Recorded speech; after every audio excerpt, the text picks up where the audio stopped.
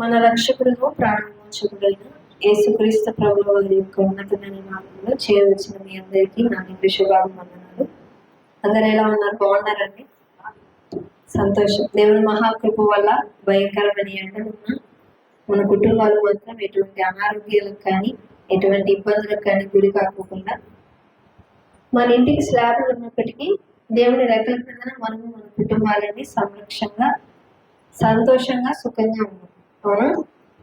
మంచిది. ఎలా ఉన్నారు మీరు? మీ కుటుంబాలన్నీ బాగున్నాయా? ఎటువంటి ఇబ్బందులు లేకుండా సంతోషంగా, ఏ బాధలు లేకుండా చాలా ఉన్న స్థితిలోనే మనం అందరం చాలా సమృద్ధిగా ఉన్నాం. ప్రత్యేకంగా కుటుంబాన్ని గురించి ఎందుకు మాట్లాడుతున్నానంటే, ఈరోజు మనం ధ్యానం చేయబోతున్న అంశభాగము కృపనొందిన కుటుంబం. మనం ధ్యానం చేయబోయే అంశభాగం కృపనొందిన కుటుంబం. అసలు కృప అంటే అర్థం ఏంటి? కృప అంటే అర్హత లేని మనకు అర్హతను అనుగ్రహించాడు మహా గొప్ప దేవుడు. వాస్తవానికి మనం ఇలా బ్రతికి ఉన్నామన్నా, బ్రతికి బట్ట కలిగామన్నా, మనము మన కుటుంబాలు సమృద్ధిగా ఉన్నాయన్నా కేవలం కృప, రెండు పదాలు కలిగిన ఉచితమైన కృపతో మన కుటుంబం అంతా చాలా సంతోషంగా సమృద్ధిగా ఉంది. అలాగే మన కుటుంబాలన్నింటిలో ఎంత సమృద్ధిగా ఉన్నామో బైబిల్ గ్రంథంలో కూడా అనేకమైన కుటుంబాలు ఉన్నాయి. ఇప్పుడు భార్య భర్తలు కలిసి ఉన్నదాన్ని కుటుంబం అంటారు. తల్లిదండ్రులు పిల్లలు కలిసి ఉన్నదాన్ని కుటుంబం అంటారు. ఒక కుటుంబంలో కలహాలు, శ్రమలు, ఇబ్బందులు, ఎప్పుడూ గొడవలు, తాగి రావడం, కొట్టుకోవడం, తిట్టుకోవడం ఇలా మన చుట్టుపక్కల జరుగుతున్నాయంటే వాస్తవానికి మనం ఏమనుకుంటాం అంటే ఆ కుటుంబంలో మాత్రం ఉండకూడదు. కారం మెతుకులు తిన్నా ఎటువంటి గొడవలు లేకుండా మనం సంతోషంగా ఉండాలనుకుంటాం. అదే ఎటువంటి ఇబ్బందులు లేకోకుండా ఉన్న దాంట్లోనే అందరం సర్దుకుంటూ ప్రేమగా ఆప్యాయతంగా, సరే ఈరోజు పచ్చడిగా పచ్చడితోనే తిన్నాం, లేదు ఈరోజు మనం చికెన్ తెచ్చుకున్నాము చికెన్తోనే తిన్నాం, ఇలా సమృద్ధిగా సంతోషంగా ఉన్నదాన్ని చక్కటి కుటుంబం అంటారు. వాళ్ళు ఎంత బాగున్నారు వాళ్ళ కుటుంబం చూస్తే వాళ్ళ కోసం సమస్యలు ఉన్నాయా లేవా అనే అనుమానం వచ్చేంత చక్కగా ఉంటారు కొన్ని కుటుంబాలు. అలాగే బైబిల్ గ్రంథంలో ఆదిలోనే దేవుడు సృష్టిని సృష్టించిన తర్వాత జలరాశులను, పక్షులను, జంతువులు వీటన్నిటిని సృష్టించిన తర్వాత వీటితో పాటే 7వ రోజున ఆదామును కూడా సృజించాడు, మానవుని సృజించాడు. ఆదాముకి జతగా అవ్వను కూడా జతపరిచాడు దేవుడు. బైబిల్ గ్రంథంలో మొట్టమొదటి కుటుంబం ఏదైనా ఉంది అంటే అది ఆదాము అవ్వ కుటుంబం. అయితే ఎక్కడైతే మంచి ఉంటుందో ఖచ్చితంగా అక్కడ చెడు ఉంటుంది అన్నట్లుగా మనకు బైబిల్ గ్రంథంలో దేవుడు చక్కగా మీరు ఆనందంగా ఏదైనా వనంలో ఉండండి, మీకు నచ్చింది తినండి, ఒక్క చెట్టు తప్పించి మీద మీకు ఏ కావాలన్నా సమృద్ధిగా మీరు తీసుకొని తినండి, ఎక్కడ కావాలన్నా తిరగండి అని మంచిగా వాళ్ళకి స్వేచ్ఛాయుత జీవితాన్ని ఇచ్చి దేవుడు ఏదైనా వనంలో వదిలితే సాతాను ఊరుకోడు కదా. మంచిగా ఉన్న చోట సాతానికి ఒప్పదు.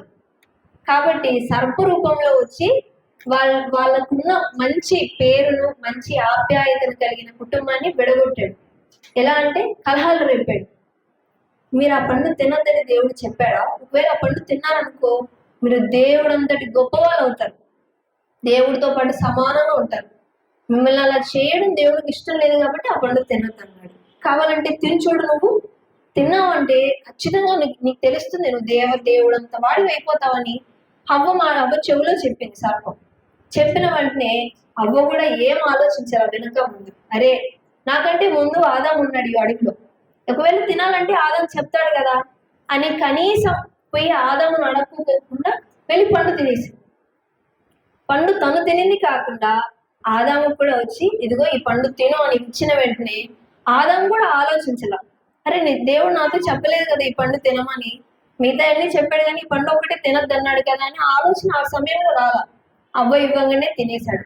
తినిన వెంటనే వాళ్ళకు బుద్ధి వచ్చింది, ఓకే మేము స్త్రీ పురుషులం, మేమిద్దరం స్త్రీ పురుషులం అన్న బుద్ధి వచ్చింది. దేవుడు సాయంకాల సమయాన్ని వచ్చి ఆదాముతో అవ్వతో చాలా సరదాగా మాట్లాడేవాడు. అదే ఒక రోజు వాళ్ళు తిన్న రోజు సాయంత్రం దేవుడు ఆకాశంలో నుంచి వచ్చి ఆదామా ఎక్కడున్నావంటే నేను ఈ చోట్ల పొదలను దాముకొని ఉన్నాను తండ్రి అన్నాడు. ఎందుకు నువ్వు అక్కడ అసలు ఎందుకు దాముకున్నావు? నీకు దాక్కోవాల్సిన అవసరం ఏమొచ్చింది? రా స్వేచ్ఛగా బయటికి నాతో మాట్లాడంటే నేను రాను అన్నాడు. ఎందుకు రా నువ్వు? ఎందుకంటే నాకు బట్టలు లేవు, నేను నగ్నంగా ఉన్నాను, దిగంబరిగా ఉన్నాను, ఎట్లా నీ ముందుకు అంటే, నువ్వు దిగంబరం అని నీకు ఆ బుద్ధి ఎట్లొచ్చింది?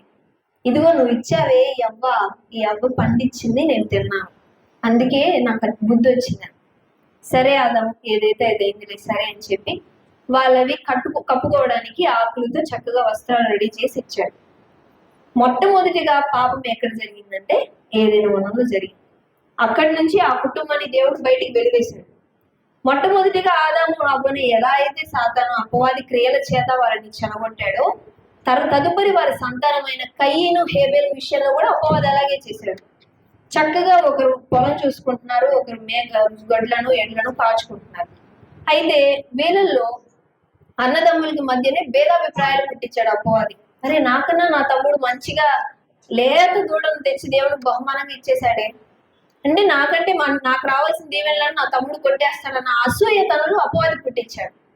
అలా పుట్టించిన వెంటనే వెళ్ళడం, తన తమ్ముడిని చంపేయడం, తన తమ్ముడి రక్తం భూమి నుంచి దేవుని అర్పించడం, దేవా నన్ను ఇట్లా నా అన్న చంపాడని చెప్పడం, నువ్వు ఇలా ఎందుకు చేశావని చెప్పి తన అన్నని తిట్టడం, నువ్వు దేశ దిమ్మరవుతావని శపించాడు. ఇదంతా అయిపోయింది. ఇక్కడి నుంచి ఆదాము వంశావళి ప్రారంభమవుతుంది. ఇక్కడి నుంచి మీకు ఎన్నో అధ్యాయంలో అంటే ఆదికాండము 5వ అధ్యాయం మొదటి నుంచి చివరి వరకు మొత్తం ఆదాము వంశావళి కనపడుతుంది. ఇదంతా నేను మీకు ఇప్పుడు ఎందుకు చెప్పానంటే ఒక చిన్న క్లారిటీ రావడం కోసం. ఎందుకంటే తదుపరి కుటుంబం ఎవరిది మాట్లాడుకుంటామంటే మనం నోవాహు కుటుంబం గురించి మాట్లాడుకుంటాం. నోవాహు కంటే ఇప్పుడు బైబిల్ గ్రంథంలో మొట్టమొదటి కుటుంబం ఎవరిదన్నా ఉందంటే అది ఆదాము కుటుంబం. ఆదాము తర్వాత తన వంశావళి నుంచి కయ్యను తర్వాత వాళ్ళకి ఎవరు పుట్టారు, వాళ్ళ వంశావళి ఏంటి అని మొత్తం 5వ అధ్యాయం మొత్తం వంశావళి రాసి ఉంటుంది. 5వ అధ్యాయం చివరి వచనంలో నోవాహు 160 ఏళ్ళు గడవాలి బ్రతికి తనకు షేము, హాము, యాపోతు అనే 3 కుమారులు పుట్టారు అని చివరి వచనంతో అక్కడితో అధ్యాయం ముగుస్తుంది. తదుపరి అధ్యాయం 6వ అధ్యాయం. అక్కడి నుంచి మనం ఇప్పుడు ధ్యానం చేయబోతున్న అంశభాగం. ఇప్పుడు మనం మాట్లాడుకోబోతున్న అంశభాగం కృపనొందిన కుటుంబం. ఆ కృపనొందిన కుటుంబం ఎవరిది అనంటే నోవాహు కుటుంబం. ఇప్పుడు మనం ధ్యానం చేయబోతున్న అంశభాగం నోవాహు కుటుంబం గురించి మనం మాట్లాడుకుంటున్నాం. ఇప్పుడు ఇక్కడ కూర్చున్న మనకందరికి ఒక ప్రశ్న, ఇంతకు మనవి కృప పొందిన కుటుంబాలేనా? ఈ ప్రశ్నను మీరు సందేశం చివరి వరకు జ్ఞాపకం ఉంచుకోండి, సరేనా?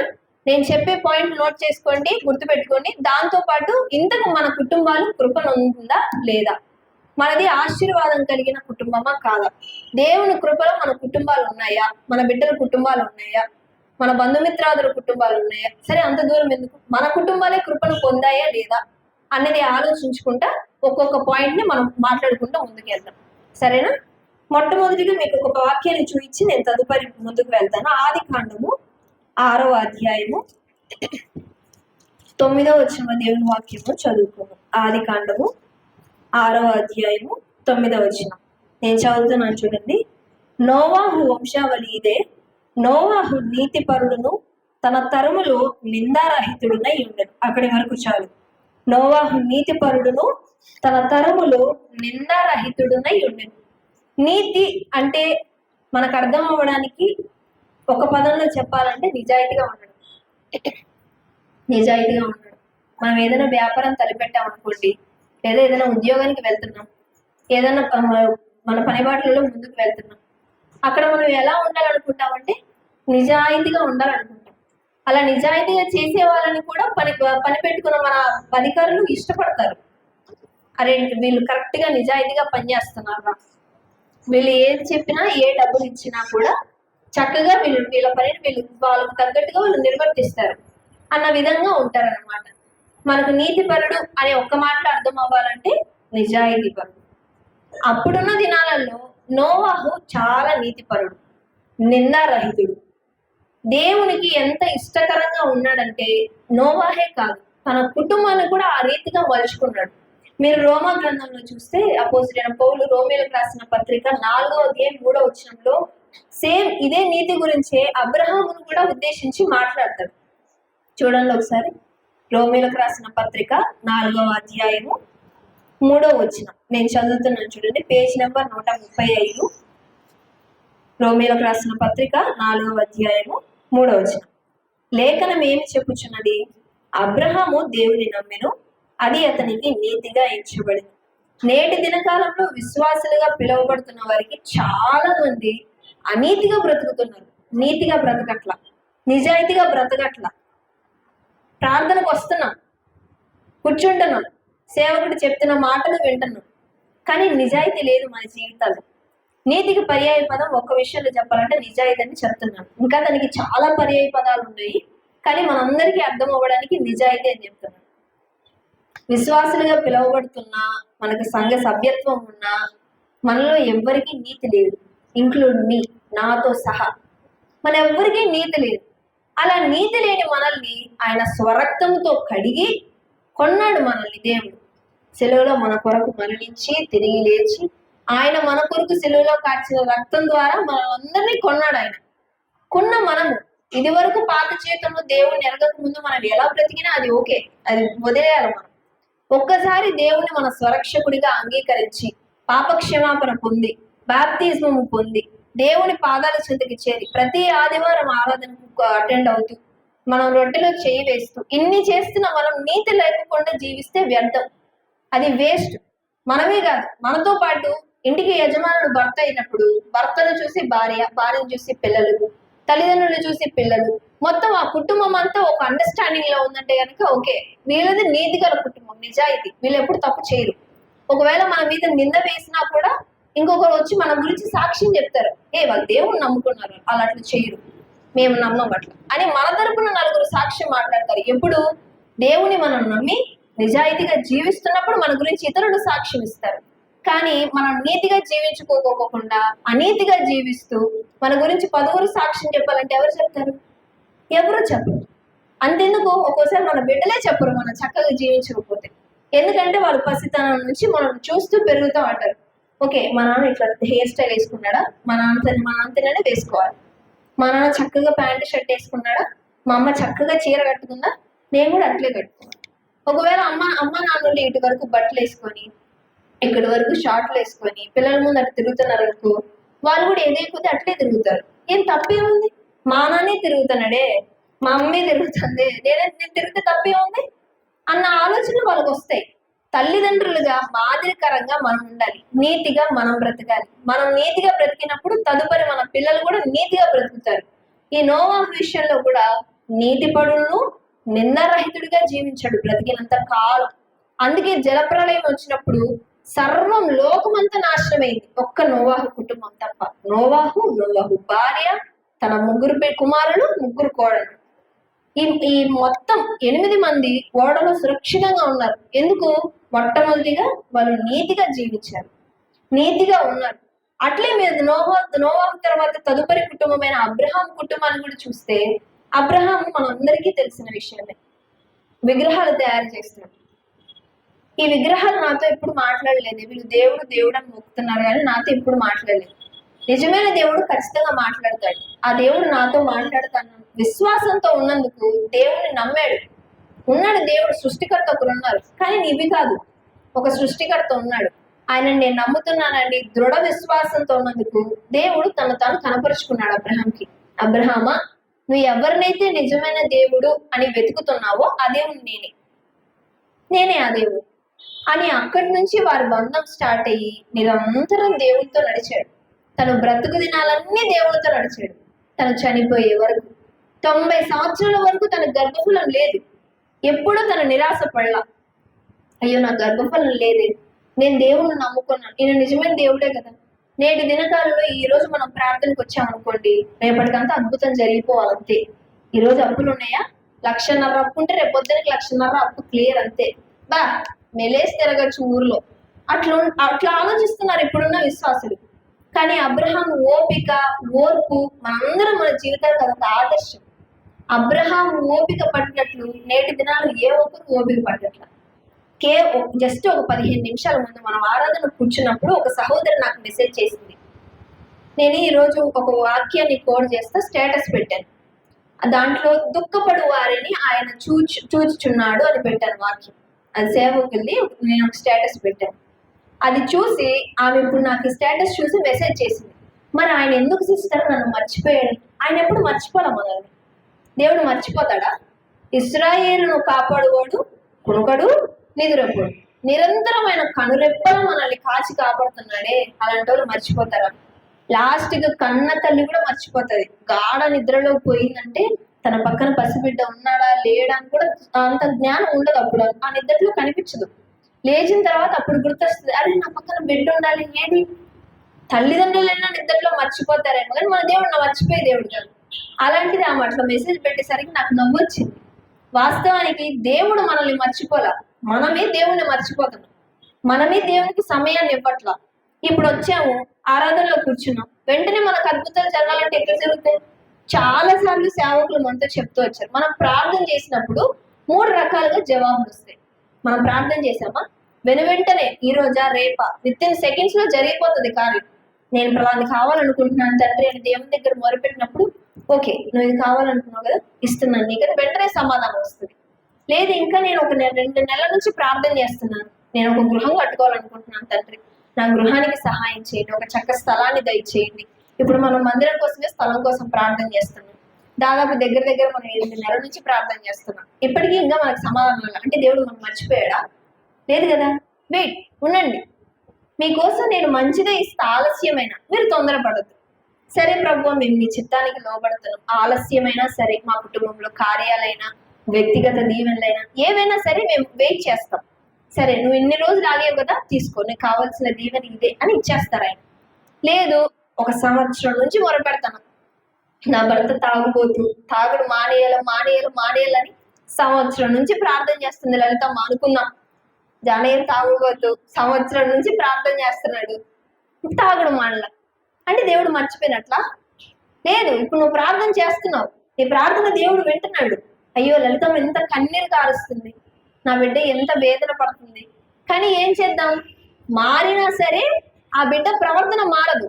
తాగుడు మానేస్తాడు కరెక్టే, ఇప్పుడు కాకపోయినా ఒక 2 నెలలు 3 నెలల కింద 2 సంవత్సరాల కింద మానేస్తాడు కానీ ప్రవర్తనలో మార్పు ఉండదు. ఎందుకు ఆ బిడ్డ అట్లా? దేవుడికి తెలుసు కదా మనం ఎలా జీవిస్తామో, మనం పుట్టుక నుంచి చివరి వరకు మనం ఎలా బ్రతుకుతామో ప్రతిదీ దేవునికి తెలుసు. కొన్నిసార్లు ఆన్సర్ నో అని వస్తుంది. ఇన్ని తెలిసిన మనము నీతిగా జీవించుకోకుండా, ఆయన దగ్గరగా బ్రతుకోకుండా, దేవుడు మనల్ని మర్చిపోయాడు, మనం నీతిగా బ్రతుకుతున్నాం మన భ్రమలో ఉంటే అది మన మూర్ఖత్వం, అది మన పిచ్చి. మొట్టమొదటిగా మన కుటుంబాల్లో ఉండాల్సిన మొట్టమొదటి లక్షణం, కృప పొందే కుటుంబంగా మన కుటుంబాలు ఉండాలంటే మొట్టమొదటి లక్షణం నీతిగా జీవించాలి. రెండవది చూద్దాం, ఆదికాండము అదే 6వ అధ్యాయము అదే 9వ వచనంలో చివరి లైన్లో మీకు చదివి వినిపిస్తాను చూడండి. ఆదికాండము 6వ అధ్యాయము 9వ వచనంలో దేవుని వాక్యంలో చదువుకున్నాం. Page number 4. నోవాహు వంశావళి ఇదే. నోవాహు నీతిపరులను తన తరములో నిందారహితుడినై ఉండెను. నోవాహు దేవునితో కూడా నడిచెను. దేవునితో ఏం చేసినాడు? నడిచినాడు, దూరం పోలా. ఏముందిలే, నేను ఎక్కడున్నా సరే దేవుడు చూస్తాడులే అని వెనుకడుగు వేల. ఇప్పుడు ఉదాహరణకు మనకు అర్థం అవ్వడానికి చెప్తానండి. మనం ఒక అమ్మాయికి పెళ్లి చూపులు చూస్తున్నాం, ఈడికి వచ్చిన అమ్మాయికి మనం పెళ్లి చూపులు చూస్తాం.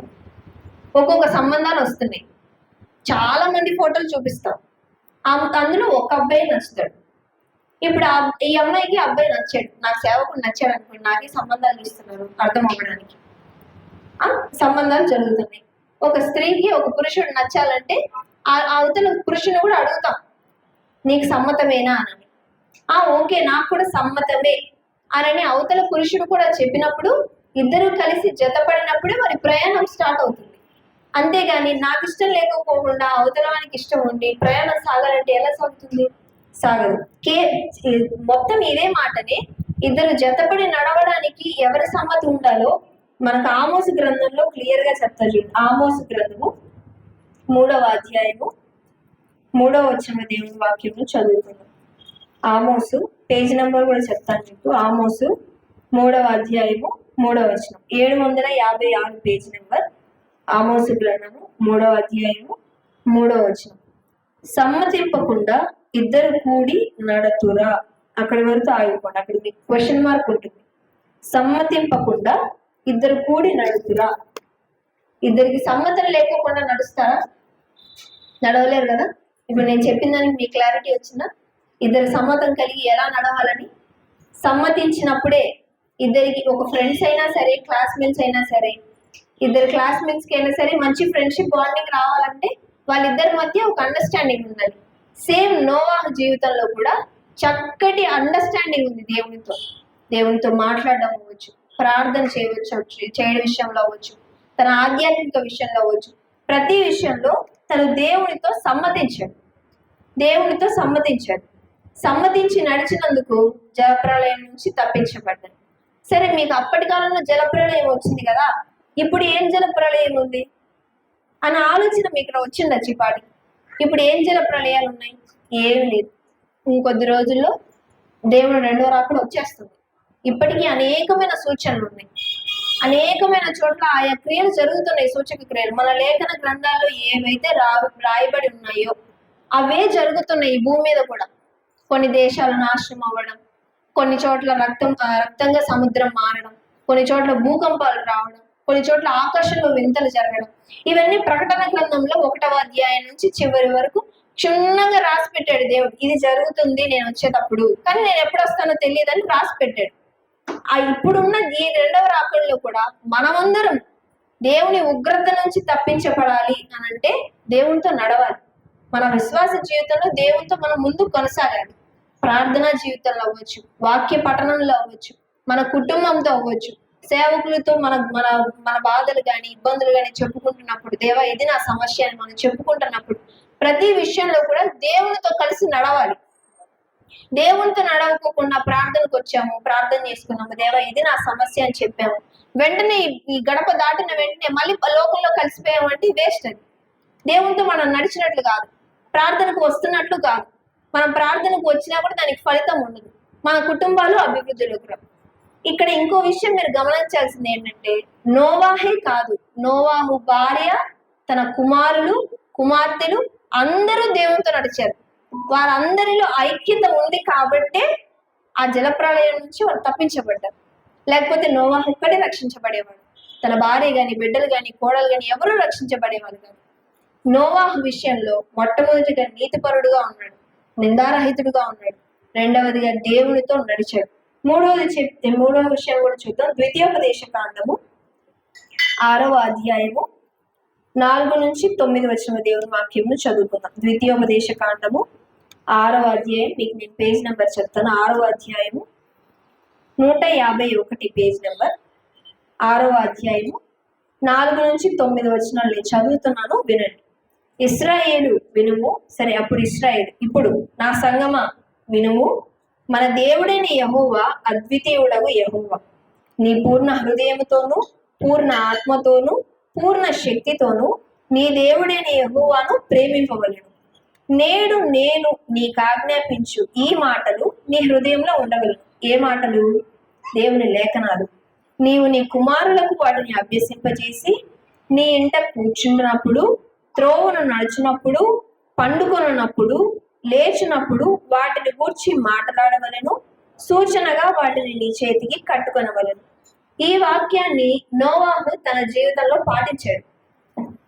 లేఖనాల్లో ఉన్న వాటిని కూర్చున్నప్పుడు, లేస్తున్నప్పుడు, పడుకున్నప్పుడు, తను ఎక్కడికైనా ప్రయాణమై వెళ్తున్నప్పుడు వీటిని నువ్వు తూచా తప్పకుండా పాటించాలి. వాటిని నువ్వు ధరించుకోవాలి, నీ చేతికి కట్టుకోవాలి. తను నోవాహు దేవుని మాటలను ఆలకించి ఆ ప్రకారంగా జీవించి తన కుటుంబాన్ని ఆ బాటలో నడిపించుకున్నాడు. ఇప్పుడు మీకు మనకందరికి అర్థం అవ్వడానికి ఒక విషయం చెప్తాను. చాలా చోట్ల తల్లి తండ్రి ప్రార్థనకు వస్తే పిల్లలు రారు. సరే, ఒకవేళ పిల్లలు సండే స్కూల్ అని చర్చకొచ్చారనుకోండి, అమ్మ నాన్న రారు. ఒకవేళ అమ్మ వచ్చిందా నాన్న రాడు, నాన్న వచ్చిందా అమ్మ రాదు. వీళ్ళిద్దరూ వచ్చారా పిల్లలు రారు. ఒకసారి ఎవరు రారు ప్రార్థనకి. ఏం పోతావు ఈ ఒక్క రోజుకి? ఏం పోతావు? ఎటు వాక్యం చెప్పేదే కదా, మళ్ళా వారమైనా పోవచ్చు. ఈ వారం కాకపోతే యూట్యూబ్లో ఎన్ని మెసేజ్లు లేవు, ఎంతమంది చెప్పట్లేదు, అవన్నీ వాక్యాలు కాదా? వాళ్ళందరూ మనల్ని బలపరచరా? ఏం జనం బలపరచరా? బలపరుస్తాయి కదా యూట్యూబ్లో మెసేజ్లు. బలపరుస్తాయా? బలపరుస్తాయి. యూట్యూబ్లో మెసేజ్లు కూడా మనల్ని బలపరుస్తాయి. ఇప్పుడు నువ్వు రెస్టారెంట్కి పోయి బిర్యానీ ఆర్డర్ చేసినావు, చికెన్ బిర్యానీ. పెట్టుకున్నావు, నీకు ఆర్డర్ వచ్చింది, తీసుకొచ్చాడు, సర్వర్ తెచ్చి నీ ప్లేట్ ముందు పెట్టాడు. నువ్వు బిర్యానీని చూస్తూ తింటావా? తింటావు కదా, ఎందుకంటే తినడానికే కదా నువ్వు తెప్పించుకుంది. కానీ నువ్వు తినుకోకుండా కళ్ళతో అబ్బా తినేసాను అనుకుంటే కడుపు నిండుతుందా? నిండదు. ఇప్పుడు అందరు ఏమైపోయారంటే యూట్యూబ్లో వాక్యాలు చూసి అమ్మయ్య దేవుడు ఈరోజు నాతో మాట్లాడాడు. చాలా తప్పది. నువ్వు స్థానిక సంఘానికి వెళ్ళాలా, నీ సేవకుడితో నువ్వు మాట్లాడాలి, నీ సేవకుడు నీతో ఏం చెప్తున్నాడో నువ్వు వినాలా. ఎందుకంటే నీ కుటుంబ పరిస్థితుల గురించి, నీ ఇబ్బందుల గురించి, నీ అవసరతల గురించి ఇక్కడ నిలబడుకొని ఒకరు చెప్తున్నారే, ఆయనకు మొత్తం తెలుసు. నీ పక్షాన దేవుడితో మాట్లాడుతున్నాడు.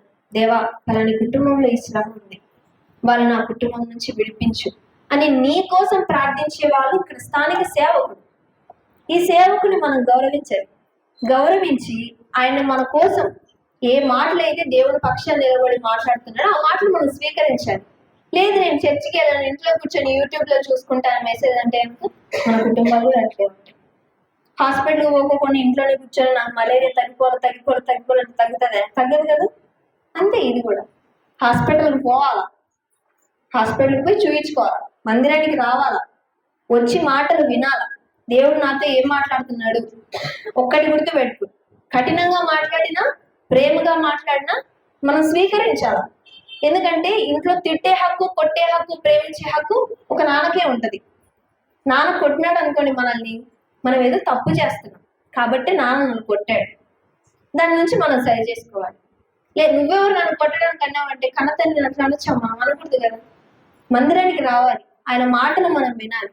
నోవాహు కూడా తన బిడ్డల జీవితంలో తను పాటించిందే కాక తన బిడ్డలకు కూడా నేర్పించాడు. నానా, ఇది నిజమైన దేవుడు, మనం ఈ మార్గంలో నడిచామంటే, ఈ సన్మార్గంలో వెళ్ళామంటే మన కుటుంబాలు బాగుంటాయి, మన జీవితాలు బాగుంటాయి అని నేర్పించుకున్నాడు. కాబట్టే వాళ్ళ కుటుంబంతో పాటు వాళ్ళ పిల్లలు కూడా ఓడలో భద్రంగా ఉన్నారు. లేకపోతే ఎంతమంది యవనస్తులు, ఎంతమంది యవనంలో ఉన్న స్త్రీ పురుషులు ఆ రోజు జలప్రలయంలో చనిపోయారు. వాళ్ళతో పాటు వీళ్ళని కూడా దేవుడు ఒకవేళ వదిలేసింటే, ఆయన మార్గంలో నడుచుకోకుండా ఒక్కసారి ఆయన గుర్తు లేకుండా చేసుకుంటే నోవాహు కుమారులు కోడళ్ళు కూడా జలప్రలయం కలిసిపోయేవాళ్ళు. కానీ వాళ్ళు అట్లా లేదు, తన తండ్రి మాటకు గౌరవం ఇచ్చారు. నేడు మన కుటుంబంలో కూడా మనం పాటించుకోకుండా మన బిడ్డలకు చెప్పామనుకోండి, వాళ్ళు వింటరు. నువ్వు చేస్తున్నావా అని అంటారు. ఇప్పుడున్న పిల్లలు ఎట్లున్నారంటే నువ్వు చెయ్యి తర్వాత నేను చేస్తాను అంటారు అనమాట. అట్లా అయిపోయారు. ఒకప్పుడు అంటే కనుక నాన్న ఏదైనా అక్కడ వస్తున్నాడంటే నాన్న ఇక్కడ భయం, అమ్మో నాన్న వస్తున్నాడని భయపడేవారు. ఇప్పుడు అట్లా ఏం లేవు, భయాలు ఏం లేవు. నాన్న వస్తున్నాడు అన్న రానిలే అన్నట్లుగా ఉన్నారు ఇప్పుడు. కానీ మన కుటుంబంలో మన బిడ్డల్ని మనం అలా పెంచుకోకూడదు. ఏదైనా మనం చెప్పినప్పుడు మనము పాటించాలి, మన బిడ్డలు పాటించాలి. అలా ఉన్నప్పుడే మనది కృప పొందిన కుటుంబంగా ఉంటుంది. అలా లేకోకుండా మనం పాటించుకోకుండా మన బిడ్డల్ని పాటించమన్నామంటే పాటించారు వాళ్ళు. నోవాహు తను పాటించాడు, తన భార్య పాటించింది, తన బిడ్డలు కోడలు అందరూ పాటించారు. కాబట్టి జలప్రలయం నుంచి తప్పించబడ్డారు. మీరు వీటన్నిటిలో ఒక్కటి కామన్ గా గమనించారు ఒక విషయాన్ని, వాళ్ళందరూ ఏకంగా ఉన్నారు. ఒక్క మాట మీద, ఒకే మాట మీద ఉన్నారు. తండ్రి ఒక తిక్కు, పిల్లలు ఒక తిట్టు, భార్య ఒక తిట్టు, వచ్చిన కోడలు ఇలా లేరు. వాళ్ళందరూ ఒకే మాట మీద ఉన్నారు. మనం ఇది చేయాలనుకుంటున్నాం, సరే నాన్న ఓకే ఇట్లే ఉంటాం. లేదు ఇది మనకు వద్దు, మనం ఈ పాపంలో నుంచి బయటపడాలి, మనం దేవుడు నాకు ఇది ఆజ్ఞాపించాడు, నోవాహు నువ్వు ఈ పలాని చెట్టుతో నువ్వు ఓడ తయారు చేసుకో, దీంట్లో నీ కుటుంబం నువ్వు ఉండాలన్నప్పుడు, నాన్న నువ్వు మనం దేవుడు నాకు ఇది చెప్పాడు అన్నప్పుడు వెంటనే కుటుంబం అంతా కూడా శిరస వహించింది ఆ మాటకి. సరే చేద్దాం, దేవుడు మన మంచి కోసమే కదా చెప్పిందని తన కుటుంబం అంతా ఒకే మాట మీద ఉంది. ఈ నోవాహు కుటుంబం గురించి, కుమారుల గురించి, కోడల గురించి, తన భార్య గురించి ఉన్నాయి, కానీ ఎక్కడే కానీ తన భార్య గురించి కానీ కోడల గురించి ప్రస్తావన లేదు. వాళ్ళు ఇలా ఉన్నారు, ఇలా చేశారు అని వాళ్ళ గురించి లేఖన పూర్వకంగా మనకు ప్రూఫ్స్ లేవు, వాక్యానుపూర్వకంగా లేవు. కానీ మీరు ఒక్కటి గమనించండి, నోవాహు చెప్పిన వెంటనే తన భార్య వినింది, తన భర్త మాటకు లోబడిందంటే తన భర్తను ప్రేమించింది. మీరు ఒకసారి గమనించినట్లయితే మీకు ఒక లేఖనాన్ని చూపిస్తాను చూడండి. ఎఫెసీలకు రాసిన పత్రిక 5వ అధ్యాయము 22వ వచనం దేవుని వాక్యం చదువుకున్నాం. ఎఫెసీలకు రాసిన పత్రిక 5వ అధ్యాయము 22 నుంచి 29 వరకు భార్యాభర్తలను ఉద్దేశించి అక్కడ మాట్లాడతారు. అయితే నేను దాంట్లో 25 నుంచి 29 వరకు చదువుతాను, వినండి. మొదటిగా 22 వచ్చిన చదువుతున్నాను. స్త్రీలారా, ప్రభువునకు వలె మీ సొంత పురుషులకు లోబడి ఉండుడి. అదొక విషయం, అది గుర్తుపెట్టుకోండి. 25 వచనం నుంచి చదువుతున్నాను, చూడండి. పురుషులారా, మీరును మీ భార్యను ప్రేమించుడి. అటువలే క్రీస్తు కూడా సంఘమును ప్రేమించి అది కలంకమైనను మూఢతైనను అట్టిది మరి ఏదైనా లేక పరిశుద్ధమైనది గాను నిర్దోషమైనది గాను మహిమగల సంఘము గాను ఆయన తన ఎదుట దాన్ని నిలవబెట్టుకోగలడు. తర్వాత చాలా ఉంది, సంఘాన్ని ఉద్దేశించి చెప్తున్నారు. కానీ 22వ వచనంలో చూడండి. స్త్రీలారా, ప్రభువునకు వలె మీ సొంత పురుషులకు లోబడాలి. 25వ వచనంలో పురుషులారా, మీరును మీ భార్యలను ప్రేమించుడి. ఒకటి అడుగుతాం, నిజంగా చెప్పండి, ఇప్పుడు భార్యాభర్తల మధ్య ప్రేమలు ఉన్నాయా? కట్నం తెచ్చిందా భార్య? ఓకే. లేకపోతే లే, అక్కడ కూర్చోను, నేను తిన్న తర్వాత తిను, మిగిలితేనే, లేకపోతే పస్తుండు. ఏం తెచ్చినావని నీకు పెట్టాలా? ఏం తెచ్చినా వచ్చి పెట్టాలా? ఇప్పుడు ఇట్లుంది సమాజం. కానీ నోవాహు అట్లా లేడు, చూడండి. నోవాహు కానీ తన భార్య కానీ అట్లా లేరు. ఇద్దరు ఒకరినొకరు ప్రేమించుకున్నారు, ఒకరినొకరు అర్థం చేసుకున్నారు. ఇప్పుడైనా సరే మన దాంపత్య జీవితంలో, అనేక మంది దాంపత్య జీవితాలలో ప్రేమలు ఉన్నట్లు అర్థం చేసుకోవటం. భార్య మనసు విప్పి మాట్లాడలేదు, భర్త తన బాధని చెప్పుకోలేదు. అందుకని చాలా మంది పోయినసారి నేను చెప్పినట్లు 12ంటికి వస్తారనమాట ఇంటికి. ఎందుకు వచ్చింది? ముందే పోయినా అనుకో, మా అమ్మ అదనిందని ఏమంటది, ఏమదనిందని మా అమ్మ అంటది. ఎందుకు చెప్పండి అని నిమ్మలంగా 12కి పోయినా అనుకో, అప్పుడే అందరు నిద్రలోకి జారుకుంటుంటారు. నేను పోయి దుప్పటి పట్టుకో పండుకోవచ్చు. ముందే పోయినానంటే నాకు అర్థము ఉండదు, నిద్ర ఉండదు, అసలు ప్రశాంతత ఉండదు. ఫస్ట్ ఎందుకు వచ్చిందని ఈ కాలంలో పురుషులు అలా తయారైపోయారు. చాలా మంది కూడా, స్త్రీలు కూడా తన భర్తలతో మనసు విప్పి మాట్లాడుకోవట్లా. అయ్యా, నాకు ఇలా ఉంది ఇంట్లో పరిస్థితి, నేను అడ్జస్ట్ అవ్వడానికి కొంచెం టైం పడుతుందేమో, నేను అనుకూలంగా పెట్టండి మలుచుకోవడానికి నాకు సమయం పట్టొచ్చు, కొంచెం అర్థం చేసుకుని నువ్వు కూడా నాతో కొంచెం మసులు అని భార్య కూడా భర్తతో చెప్పుకోలేకపోతుంది. ఎందుకంటే చెప్పిన తర్వాత భర్త ఎట్లా రియాక్ట్ అవుతాడో తెలియదు. ఏం మీ ఇంట్లో ఉన్నట్టు ఉందాం అనుకుంటున్నావా అంటారు అట్లా. కాబట్టి చెప్పుకోలేరు. కానీ వీళ్ళిద్దరు అట్లా లేరు. లేఖనంలో స్త్రీ పురుషుని ప్రేమించాలి అని ఎట్లయితే చెప్పిందో, పురుషుడు స్త్రీని ప్రేమించి ఆమెను అర్థం చేసుకోవాలంటే చెప్పిందో, వీళ్ళిద్దరి విషయంలో అది చేశారు. కాబట్టే మొత్తం అక్కడ ఉన్న సొదొమ గొమొర్రా మొత్తం అంతా నోవాహును నిందిస్తున్నా తన భార్య బాధపడలా, ఎక్కడ నోచుకోలా, ఎక్కడ తను కృంగిపోలా. నా భర్త చేస్తుంది కరెక్టే, ఏదైనా చేశాడంటే కరెక్టే చేస్తున్నాడు, ఓకే. తను కూడా ఆ ఓడ కట్టే విషయంలో సహాయం చేసింది. అట్లే కోడలు కూడా తన కోడల గురించి కూడా ఎక్కడ ప్రస్తావన జరగల లేఖన పూర్వకంగా. కానీ వేరొక ఇంటి నుంచి వచ్చిన స్త్రీలు ముగ్గురు కూడా చాలా అన్యోన్యంగా మసులుకున్నారు తన అత్తమామలతో. ఒకటి వాళ్ళు మసులుకోవడం ఒకటైతే, ఈ నోవాహు తన భార్య కూడా తన కుమారుల్ని ఎట్లయితే వాళ్ళు ప్రేమించి హక్కును చేర్చుకున్నారో, వచ్చిన ఆ కోడలను కూడా తన కూతుర్లా భావించారు. నేటి దినాల్లో అట్లా లేవు. ఏదైనా మనకు చెప్పే చేయాలా. అత్తగా నేను ఉన్నాను కదా ఇంట్లో, నాకు చెప్పాలా, చెప్పుకోకుండా ఎట్లా అన్నట్లు అయిపోతుంది ఇప్పుడు సమాజం. కానీ వీళ్ళట్లా లేరు. అందరూ ఒకే మాట మీద ఉన్నారు, ఒకే అండర్స్టాండింగ్ మీద ఉన్నారు. కాబట్టే వారి కుటుంబం అంతా జలప్రళయం నుంచి తప్పించబడింది. వారు ఒకరినొకరు ప్రేమించుకున్నారు, అర్థం చేసుకున్నారు, దేవునితో నిలబడ్డారు, నీతిమంతులుగా ఉన్నారు.